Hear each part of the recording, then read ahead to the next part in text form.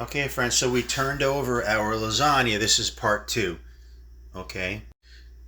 Notice how on the bottom of the pan, remember this is reverse. This was downward.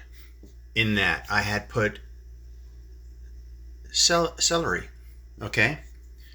And that kept the bottom of the pasta, a beautiful lasagna, from not burning. Okay, friends, deal with me. Now we're going to take our reversed that came from that. We flipped it into this. Now we're throwing into a larger pan. You see the difference in the size? We're going to turn that. Boom. There you go. There's your delicious triple layered sausage lasagna. I mean, look at all those layers. Look at that. It's beautiful. We got the sausage. Enjoy. Buon appetito.